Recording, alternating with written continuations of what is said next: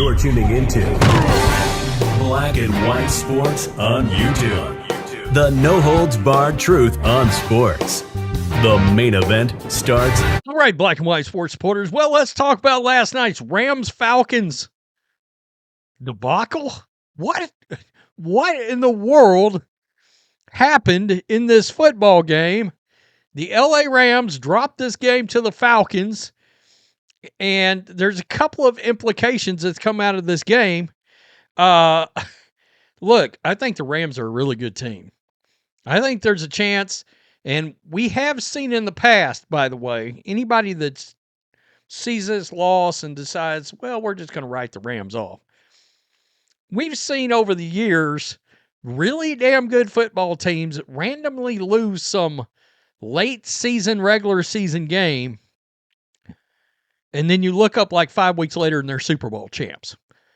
They lose the game. It remotivates the team. It supercharges the team. It pisses the team off, for lack of a better way of putting it. And they go on their rager, right? And then they just run through everybody. But last night, old Kirk Cousins, I thought Kirk Cousins was supposed to be done, ? Anybody? Raheem Morris? You there? Can I just come out and say it? Look, I am a huge Michael Penix Jr. fan. I was coming out of college. I was like, oh yeah, he's going to be a good one, blah, blah, blah. But I always hated the pick. I never understood why pick him at 8. Number one, he was a quarterback that was projected to the back end of the first, early second round.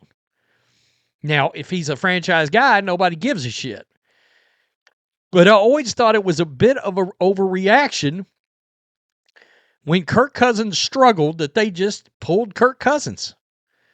You know, I was like, we see starting quarterbacks have 3-4 bad games in a row.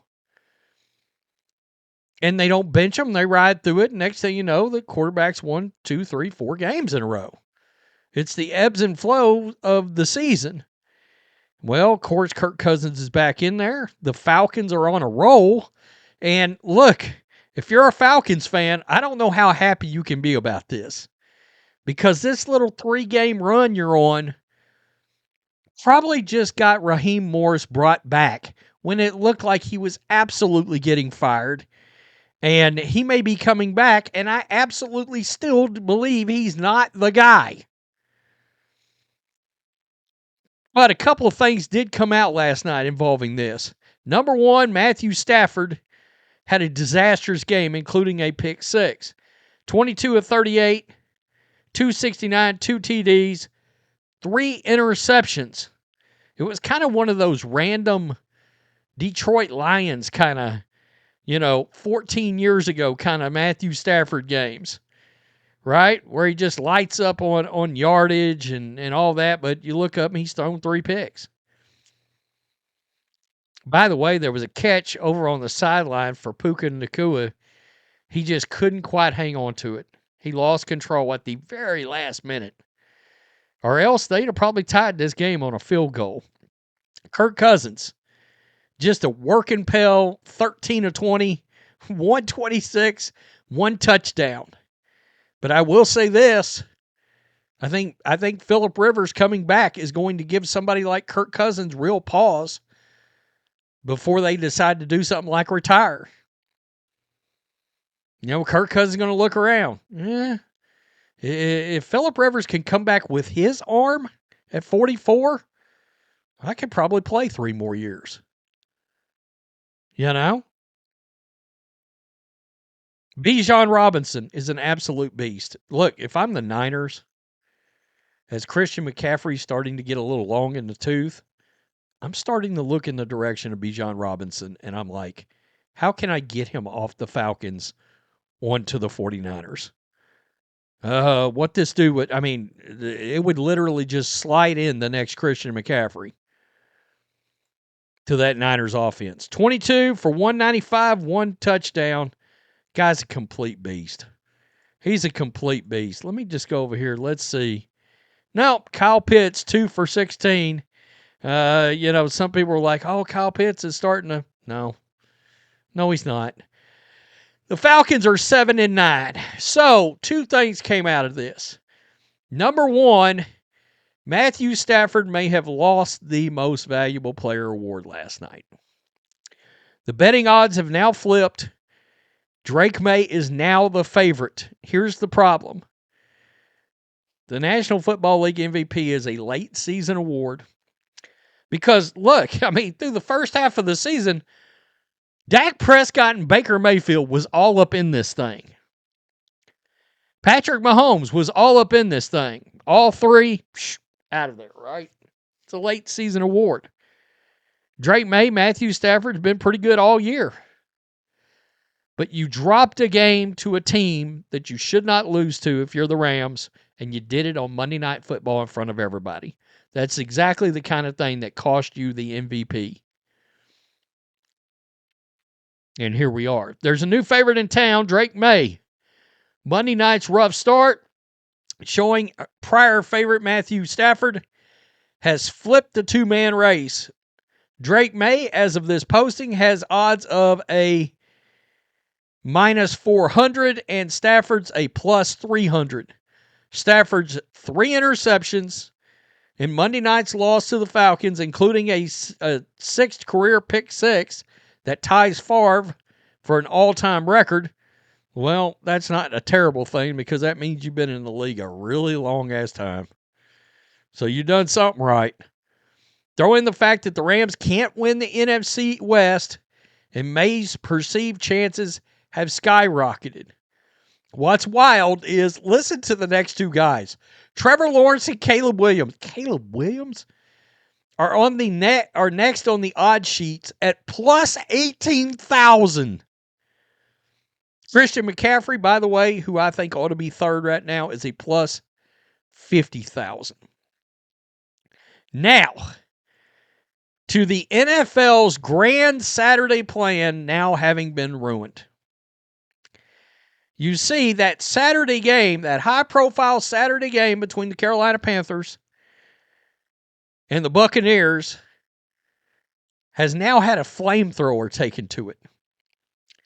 Because if the Buccaneers win, it's no longer a win and we're in. Not anymore. And that takes some real fire out of the game. Because essentially this game and the Ravens and Steelers were playoff games. And division championship games. Now, not so much. Here we go. A rare NFL three-way is now firmly in play. With the Falcons beating the Rams on Monday night, Saturday's standalone Buccaneers-Panthers game is no longer a true NFC South championship game. Yes, Carolina wins the division with a victory in Tampa. But if the Bucs win, however, the division won't be decided until the next day when the Falcons host the Saints. Don't look now. Saints are 6-10, and they've won 4 in a row. Tyler Shuck is the guy. He's the guy out of that draft now. It was Jackson Dart, and look, Jackson looked a lot better again this last weekend. After everybody freaked out over one random rough game, Jackson Dart looks good again, but Tyler Shuck looks like a franchise quarterback. They've won 4 in a row. Kellen Moore's got it worked out. The Falcons host the Saints. If the Buccaneers beat the Panthers on Saturday, the Falcons beat the Saints on Sunday, Tampa Bay, Carolina, Atlanta would finish 8-9. Ensuring a 3-team tie, it would go to the Panthers based on a 3-1 record in a round robin among the division rivals. So even if the Bucs win, if the Falcons win, the Panthers still win the division. Now, if the Saints beat the Falcons and the Bucs beat the Panthers, the Buccaneers win the division. But that sucks for that game now. That sucks, right? It's like, does anybody want to win that division? Question mark. Anybody. And if you're a Falcons fan, I don't know what to tell you, because I think you're going to be sitting here next year in the exact same as Raheem Morris getting fired spot. I think because I don't know that I can see Arthur Blank, and it was a foregone conclusion. Raheem Morris was gone.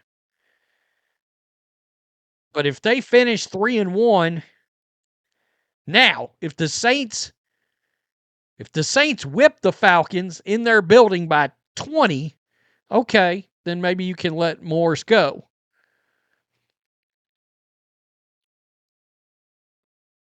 But if they win, and that's what, 4 in a row, they finish 8-9, I don't think he's going to get run off. Wow. Unbelievable. Unbelievable. Lost the MVP, and the Bucs may have just lost the division. Peace. I'm out. Till next time. Thanks for watching the show. Be sure to like, comment, and subscribe. Be sure to tune in next time on Black and White Sports.